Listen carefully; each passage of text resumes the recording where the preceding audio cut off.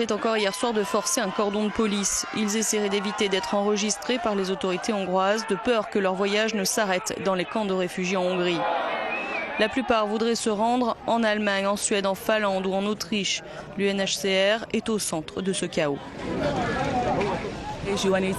Dans les jours à venir, le Haut-Commissariat aux réfugiés va installer un centre de transit ici même. Nous allons dresser des tentes, leur donner de la nourriture, de l'eau. Nous travaillons aussi avec les autorités pour que le temps que les gens passent ici, dans ce que vous appelez un point de collecte, soit plus court.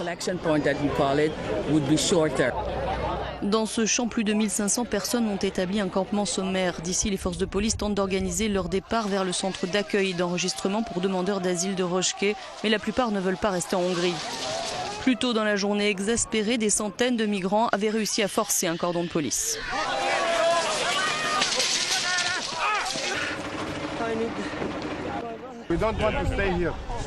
Je ne veux pas rester ici, qu'ils nous laissent aller au centre d'accueil en marchant, ou plutôt qu'ils nous laissent aller librement vers l'ouest en bus ou en taxi.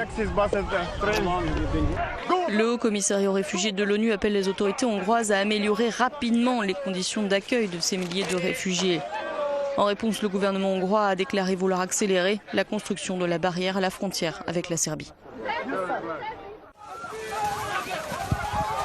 Une caméraman hongroise fait scandale en pleine crise des migrants. Petra Laszlo avait été envoyée hier à Roskilde par N1 TV, une chaîne en ligne proche du parti d'extrême droite Jobbik. Chargée de filmer les migrants qui forcent un cordon de police, l'opératrice fait un croche-pied à un réfugié portant un enfant.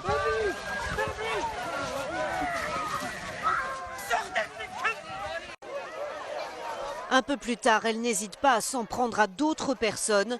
Une attitude inacceptable selon son employeur. Petra Laszlo a été licenciée.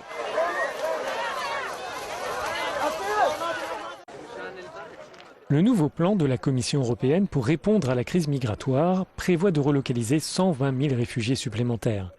Un geste considéré seulement comme un premier pas par la chancelière allemande Angela Merkel.